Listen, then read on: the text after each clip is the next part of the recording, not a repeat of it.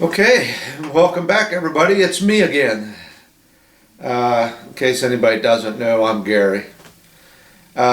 This will be part 11 of my Dresden build. We're counting down. Only got 4 more videos after this one and she will be done. I explained that in my last video. This video here, it was one of the more enjoyable parts of my build, doing the weathering and the streaking and rust effects and stuff like that on the side of the hull. I enjoyed this more than any other part of this model. It takes an ordinary ship or an ordinary model and it turns it into an extraordinary model. It brings the model to life. It really sets it apart from just, somebody building the model and setting it on a shelf. When you do this weathering, you give it some definition. You make it look like a real ship that's been out in the ocean for a while. So I had more fun doing this than any other part of the build, and I had enough enjoyment out of it that I think I'm going to have to buy me a submarine. Because a submarine, boy, those things are weathered. They take a beating. If you ever seen somebody that's done a real good model of a submarine, yeah, I mean, man, they got rust all over them, streaks all over them. But and basically, this pretty much pertains to, from World War II on back.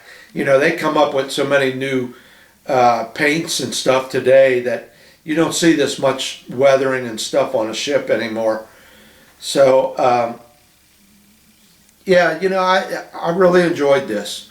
Now, there's a couple parts in here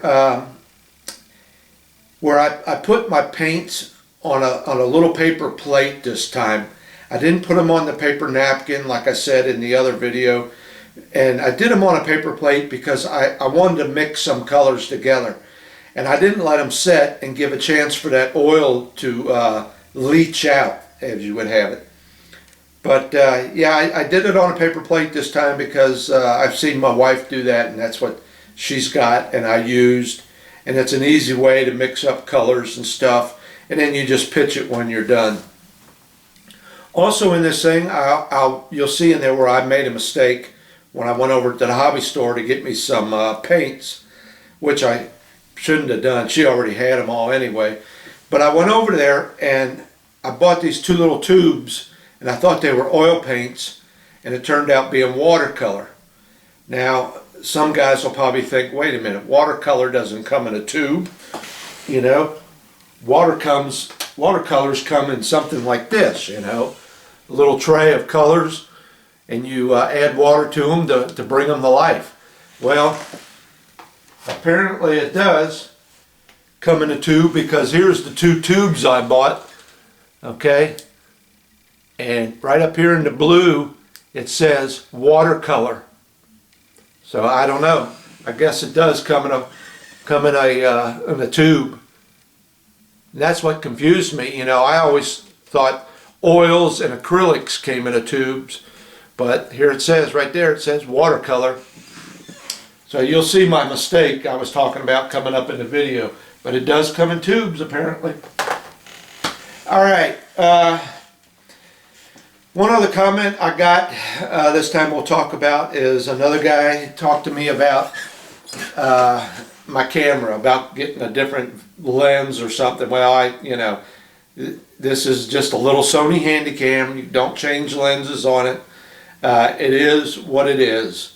And I've mentioned this in a couple videos that we are in the process of looking to move. We're looking to buy a house. So it's, do I spend $400 for a new camera, or do I buy a new lawnmower?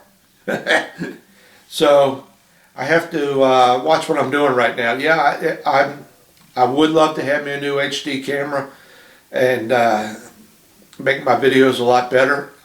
When I first started this, I never thought it would take off the way it has. I'm pushing 180,000 hits, over 800 and something subscribers.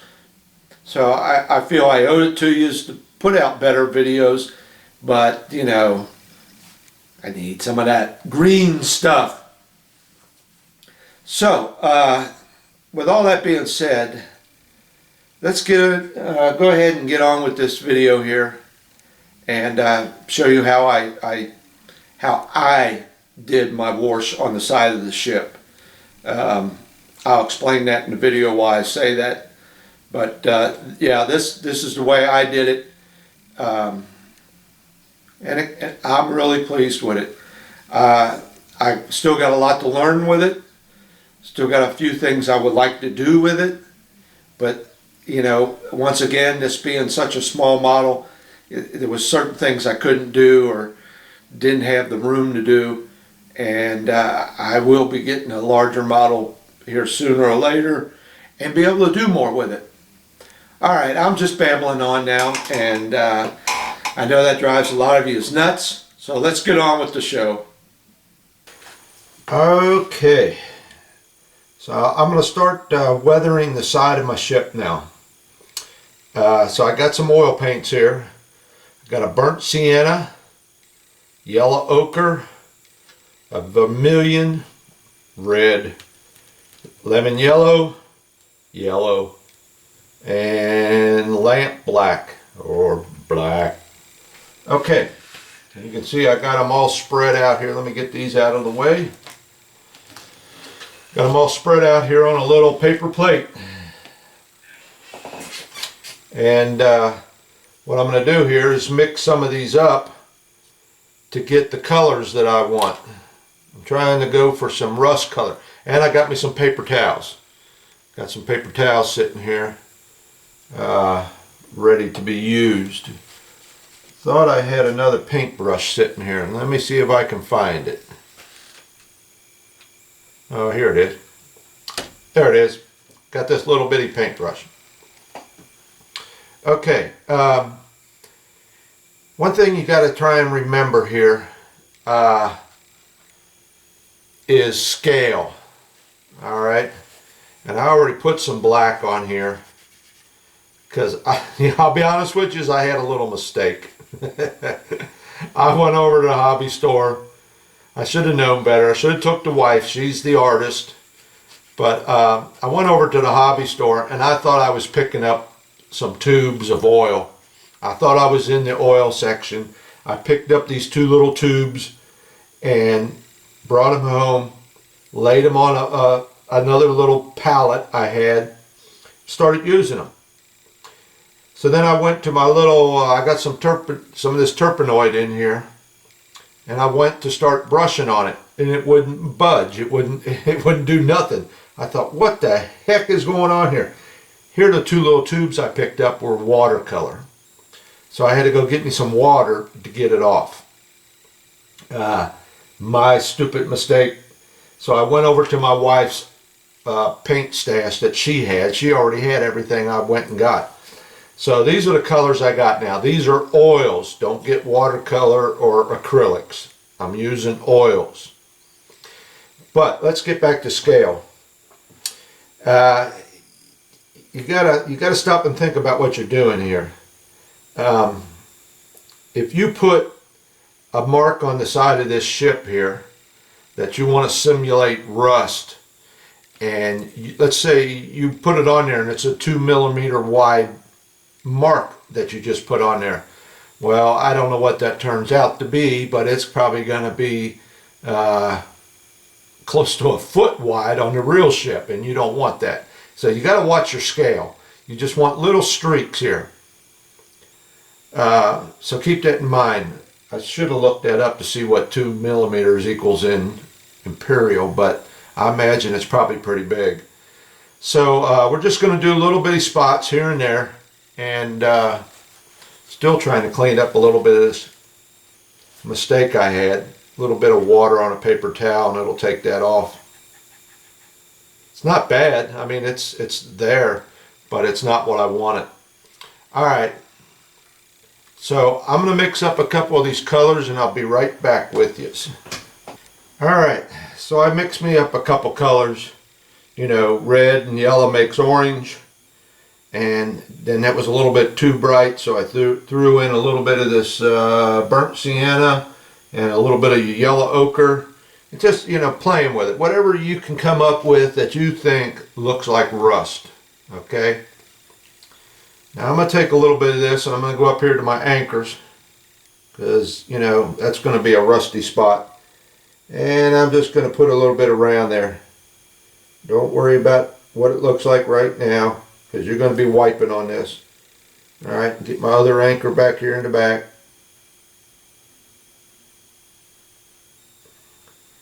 It's going to look kind of sloppy right now, but we're going to fix this. Alright, then I'm going to find a couple spots where I think there might be some rust.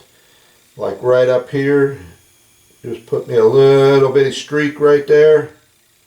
Where some of these things here where they tie off at. Maybe a little bit around here. We're just dabbing a little bit of this on here and there. Wherever you think there might be some rust.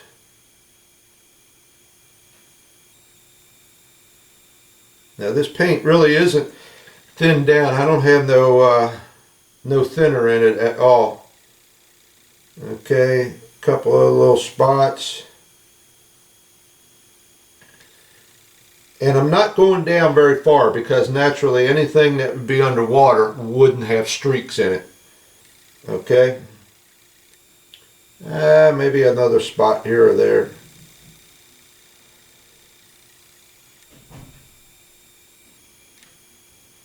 Alright. You see that?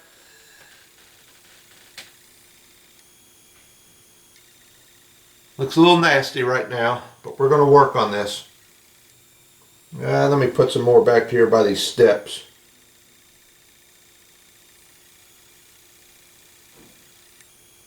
Maybe a little under here. Alright. We're going to clean my brush out.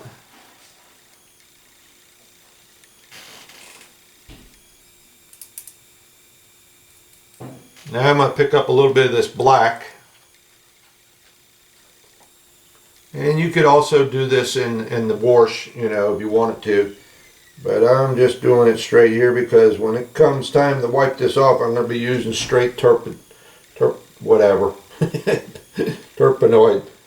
Alright, we just put a few little streaks of this here and there.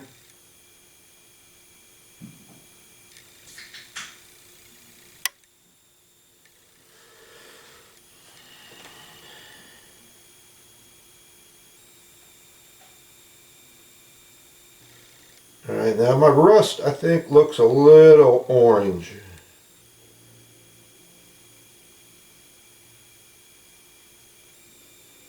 So I'm going to come back in here.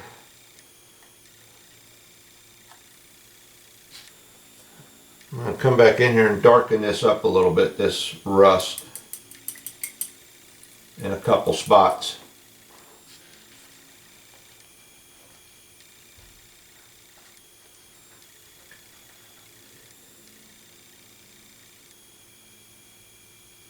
Take a little bit of my burnt sienna.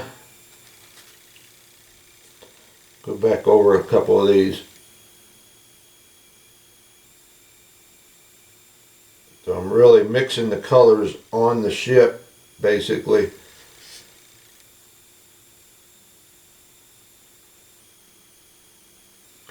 Alright, we'll see what this looks like. Can always come back in and do it again.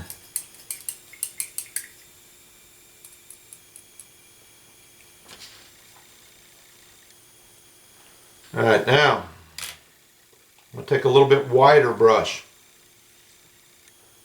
Get this out of my way and just go right into my turpenoid. Alright, and we're just going to soak up this brush right now and then wipe off all the excess. And we just want this moist. And we're going to just start here and start dragging down. Just like this.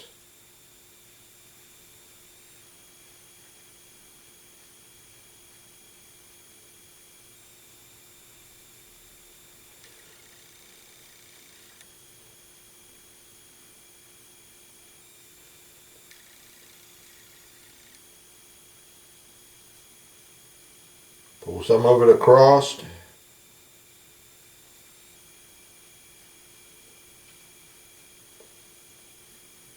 Bring it down. Your streaks are going to be running down the side of the ship.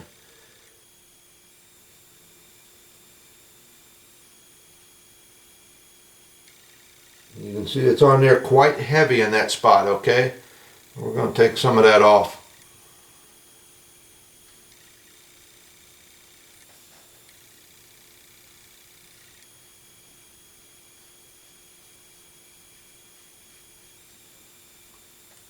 Take a little paper towel.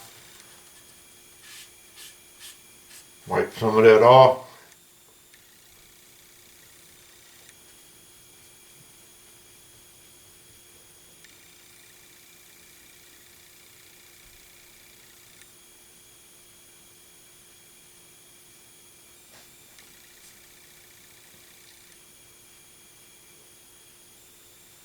Okay, I know it's getting a little boring because I'm not talking too much, but we can come back and get some more of this off. I'm just getting the basics of this on here. Keep cleaning my brush off.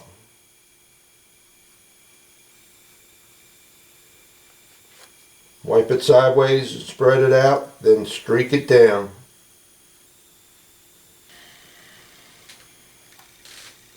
Alright, let me let that sit and dry for a minute and see where we're at. Okay. Alright, so I think I'm happy with that. And I'm going to let this one side sit for a little bit before I go to the other side. I don't know if you guys ever noticed, but I really don't say how to do a wash, okay? Because this is my way of doing it. So I should say, and usually what I do say, this is how I do it. I think a lot of times when you look on the internet, you see something that says how to build a model or how to do a wash. It makes you feel like, oh, well, this has got to be the right way to do it then. Well, not necessarily. You know, and like I said, everybody's got their own way of doing this. So this is, like I said, this is how I do it, or how I am doing it. And I am still learning from this, you know. Maybe another 5 or 10 models, I'll have it figured out, and maybe I can say how to. But I think that's a misnomer that a lot of guys have got to watch out for. Okay, let me bring this up to you and show you what I got. And I think it looks pretty nice. I'm satisfied with it. And that's all that counts. Let me see if I can bring it up so you can kind of see it. Alright, still a little damp yet. If I got any spots I'm not real happy with yet, I might go over again, but I'm pretty satisfied with that. Okay? Now, being such a small model, there's some things I could have done to the rust, but I didn't. And as a matter of fact, I might go across some of these, well, I might do my propeller shafts. I'm not real happy, 100% happy with that silver, so I might give a little bit of tint to that. Like I said, everything from the water line on down is not going to be streaked. But where was I going before I lost my train of thought? But yeah, I'm pretty pleased with that. You know, it's there, it's subtle, you can see it. It gives the ship a sense of being used, and it's out to sea. Oh, the rust. That's what I was talking about. If this was a bigger model and I were doing that rust, I would take, because rust has a texture to it. You know, it's once it starts eating away at metal, it starts flaking. So if this was a bigger model and I had some really bad rust spots, I would take and put this on kind of wet and take some ground up chalk or some kind of powder, maybe makeup powder, I don't know, I've seen guys use all kinds of stuff. I would preferably go with maybe ground up chalk and dip that into the rust where I just put it while it's still wet to give it some texture, and then let that dry, and then maybe come back and touch it up here and there with a little bit of different shade, maybe a little darker. But there, you know, watch some of them guys doing rust. It's pretty sharp.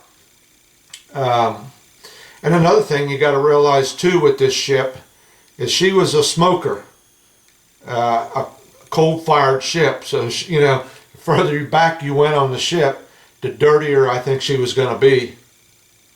So yeah, I basically just did two things. You know, black to highlight some stuff, put some streaks in it, and a little bit of rust. You know, because you're going to have rust going down the side of the ship. And I'm pretty pleased with it. I think it looks pretty nice. And once I get a dull coat on it, it'll probably take it down a little bit more. So I'm hoping this is showing up. So I'm going to let this dry for a little bit. Maybe touch it here a little bit here and there. Looks like it might be a little heavy back here. But I'm going to let this dry, and then I'm going to go to the other side. Once I get that done, then I'm going to seal it all in my flat coat. Alright, thanks for watching. Okay, so here we are. It's probably about an hour and a half later. I've got both sides done, got my funnels done. Funnels are not glued on, they're just sitting there. I just wanted to get an idea of how it looks, what it looks like all coming together. It actually took me, what you saw on the first part of this video was about 35-40 minutes that I recorded of me just doing one side. So I really had to cut it down because there was a lot of dead time in there and things. But it took me about 35 to 40 minutes just to do one side. I let that set for about a half hour or so, then turned it around, did the other side. Now, what you're seeing here, I've got a light sitting here about 2 feet away from this ship. So it's making these colors pop out a little bit more than what I can see without this light being right on them. And I shouldn't be shaking like that because it drives YouTube nuts. So it also is going to get the dull coat on it yet. So that'll settle that down a little bit more, I think. But with this light shining on it right here, it's making these pop out. But let me zoom in a little bit for you on it and show you what I got. Okay, so here she is.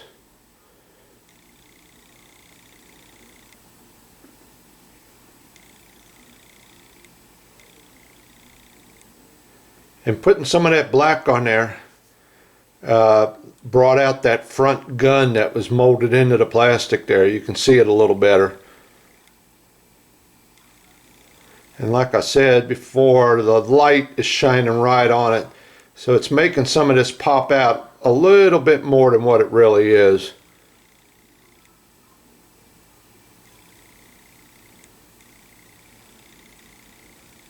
But basically that's it. That's all there is to it. And you can play with it to get just about any kind of streaking or shade of color or anything you want on there. I wanted to give the side of the hull a used look, you know, like she's been out to sea for a while. And you can also see right below them funnels the windows and the doors pop out a little bit more. And I also did the funnels, makes them rings pop out a little more. Okay. Well, I think that's pretty much it for all my washes and whatever else, you know, whatever you want to call this stuff. I think I'm pretty satisfied with it. Looks pretty good.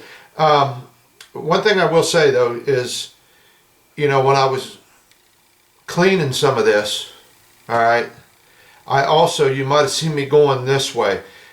Well, one of the reasons is I might have had streaks, you know, coming down here, but then nothing from here to here. And you don't want a ship that's a little dirty and nasty up in here, and then all of a sudden you got a real clean spot. So I would take and spread the whole thing. Basically, the whole thing has been gone over with that turpenoid, spreading that out. But it's more prevalent where I had the heavy streaks at, you know. Basically, a lot of the black is what was spread out, just to dull that side down, make it look like she has been in the water for a while. Okay, so you know, like I said, this is how I did mine. You know, I've only done this a couple times now, and I'm kind of getting the hang of it. You just got to play with it, you know, get some colors and figure things out. I'll tell you what, I'm going to put up I think I'll put up a link to a guy.